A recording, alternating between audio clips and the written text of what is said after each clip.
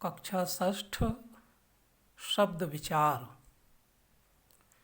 शब्द विचार के पूर्व व्याख्यान में आपने यह समझा था कि अर्थ के आधार पर शब्द के कौन कौन से भेद हैं। आइए अब उन्हीं भेदों को थोड़ा विस्तार से समझते हैं। हमने पढ़ा था कि एकार्थी शब्द क्या होते हैं।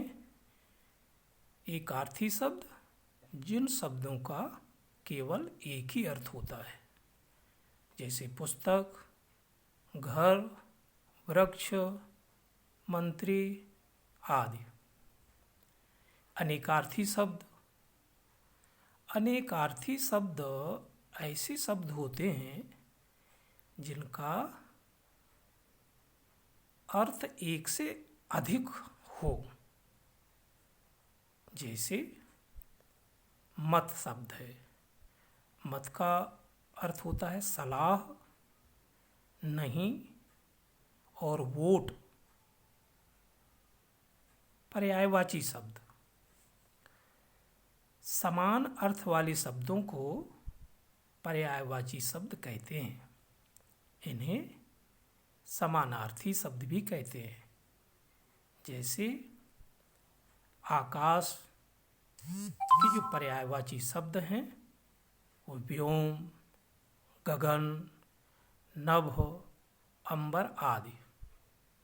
कमल के पर्यायवाची जलज, पंकज, नीरज, वारिज आदि। विलोम शब्द।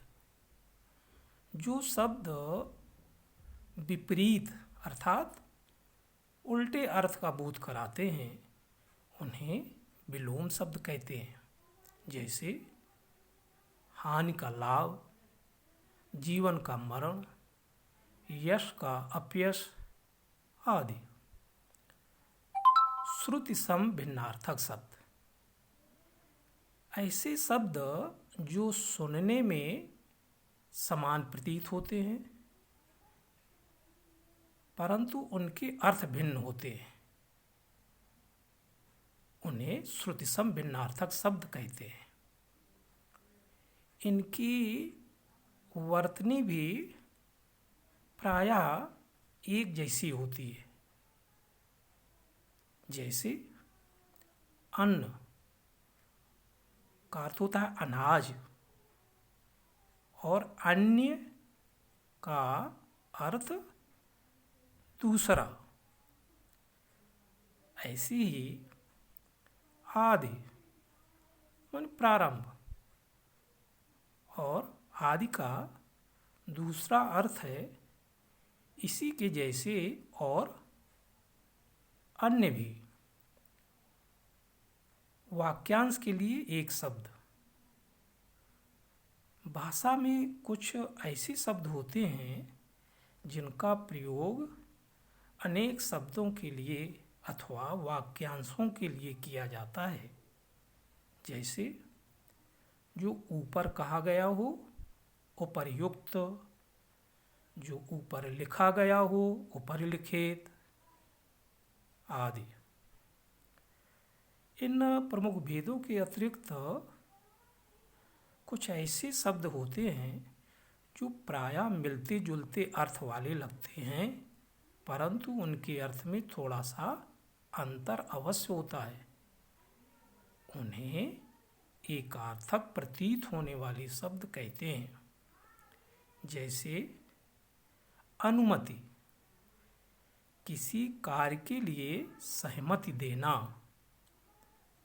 आज्ञा, बड़ों के द्वारा छोटों को कुछ करने को कहना।